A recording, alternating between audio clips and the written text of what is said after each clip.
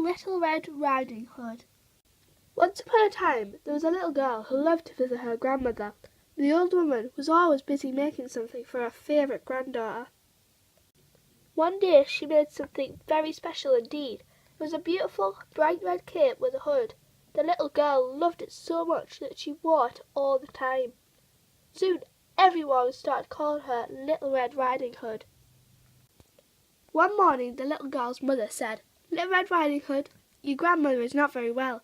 I am packing up some things to help her feel better, and I'd like you to take them to her. But do be careful as you walk through the forest, and don't stop for anything on the way." "I'll be very careful," promised Little Red Riding Hood, "and I won't stop for a second." So off she went with her little basket. She waved to her mother until she was out of sight. Just at the edge of the forest a very crafty fellow was waiting. It was a wolf. When Little Red Riding Hood passed by, he greeted her with a slow smile. "Good morning, my dear," he said. "What a fine morning it is." Little Red Riding Hood had never met a wolf before, so she wasn't scared. "Good morning," she said politely, "but I'm afraid I can't stop to talk." "No matter, my dear," said the wolf. "I shall walk along with you. Where are you off to this fine morning?" "I'm going to see my grandmother," replied Little Red Riding Hood. "Then I think I can be of service," said the wolf. "I'll show you where there are some lovely flowers, my dear. You can take her a boutique." Little Red Riding Hood knew she shouldn't stop, but she did like the idea of taking her grandmother a special present, so she followed the wolf. "Here we are," he said. "Now I must fly. I am late for my lunch."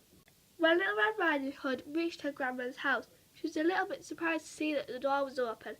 "Is that you, my dear?" croaked a faint voice. "Do come in." But when Little Red Riding Hood crept up to her grandmother's bed, a very strange sight met her eyes. "Oh, grandmother!" she cried. "What big ears you have!" "All the better to hear you with, my dear," came the reply. Little Red Riding Hood went a little closer. "Oh, grandmother, what big eyes you have!" she gasped. "All the better to see you with, my dear." Little Red Riding Hood took one more step. "Oh, grandmother, what big teeth you have!" "All the better to eat you with," cried the wolf, and he gobbled her up. When Little Red Riding Hood did not come home that evening, her parents were very worried. At last her father went to grandmother's cottage to find her.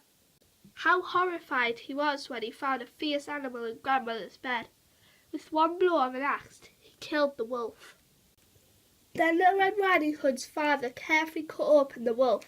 Out jumped the little girl. She felt very strange indeed. "Where is grandmother?" she asked. "I'm in here," cried a muffled voice from inside the wolf. Little Red Riding Hood and her father soon pulled the old lady out and tucked her up in bed. "I feel a lot better now," said Little Red Riding Hood's grandmother, as she tasted the good things the little girl had brought. Little Red Riding Hood's mother was so glad her little girl was safe that she hadn't the heart to scold her. "I know you won't stop to pick flowers next time, Little Red Riding Hood," she said, "because I will give you some to take to grandmother." The end.